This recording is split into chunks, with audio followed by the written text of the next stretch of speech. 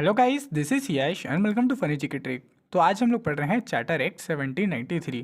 तो इसे हम लोग हमारे सिलेबस की हिस्ट्री और पॉलिटी दोनों से रिलेट कर सकते हैं, जिसमें मॉडर्न हिस्ट्री और पॉलिटी के हमारे historical background of the constitution में आप इसको डायरेक्ट रिलेट कर सकते हैं। तो अभी तक हम लोगों ने regulating act, act of settlement और पीट्स इंडिया एक्ट को अच्छे से डिटेल में एनिमेशन से समझ लिया था। पिट्स इंडिया एक्ट की कमियों को दूर करने के लिए 9 साल बाद आता है चार्टर एक्ट, और इसके बाद से चार्टर एक्ट की सीरीज शुरू हो जाती है और इनके बीच में साल का गैप होता है 20, यानी कि 20 साल बाद अगला चार्टर एक्ट आएगा। तो हम लोग इतना चार्टर एक्ट के बारे में बात कर रहे हैं, लेकिन ये चार्टर होता क्या है?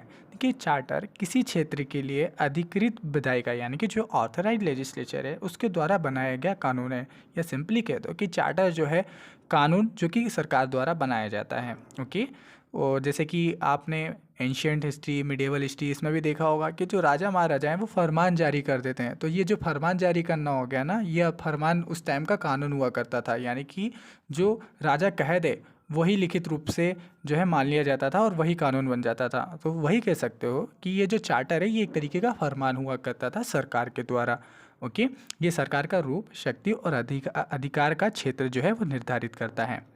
चलिए, तो ये तो रहा सिंपली चार्टर। चार्टर को सिंपली हम लोग लैंग्वेज में बोल सकते हैं ये है लॉ, यानी कि कानून।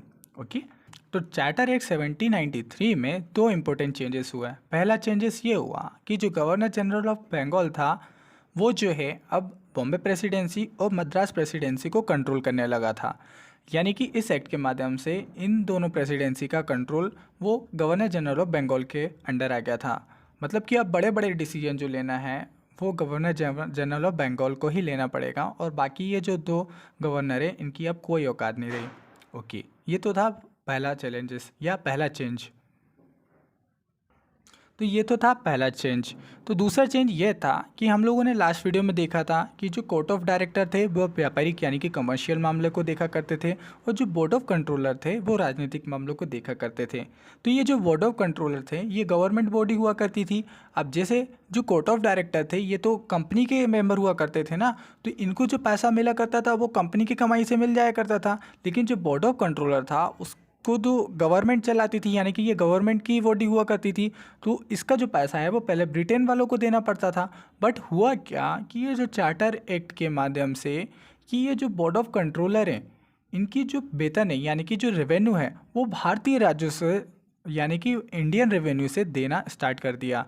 मतलब कि अब इनकी जो इनकम है, इनकी जो वेतन है यानी कि मंथली सैलरी जो है वो हमारे इंडिया की कमाई से मिलेगी इनको, ना कि गवर्नमेंट ब्रिटेन गवर्नमेंट की कमाई से मिलेगी। ओके, वेरी वेरी इंपॉर्टेंट है, ये ध्यान रखना। ये दो मेजर चेंजेस हुए थे इस एक्ट के माध्यम से, इसके अलावा और कोई चेंजेस आपको देखने को नहीं मिलेगा।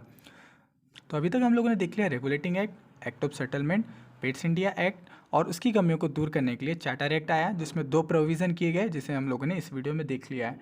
इसके बाद 20 साल बाद इस चार्टर एक्ट में अमेंडमेंट करने के लिए चार्टर एक्ट 1813 आता है, जिसमें काफ़ी सारे मेजर चेंजेस होते हैं जिसे हम लोग नेक्स्ट वीडियो में पढ़ेंगे। तो वीडियो अगर आपको इन्फॉर्मेटिव लगा हो तो दोस्तों का शेयर करने का आइडिया बुरा नहीं है। चैनल पे नए हो तो चैनल को सब्सक्राइब करके बेल आइकन प्रेस करना मत भूलना। चलिए मिलते हैं नेक्स्ट वीडियो में, तब तक के लिए खुश रहिए, मुस्कुराते रहिए। जय हिंद, जय भारत।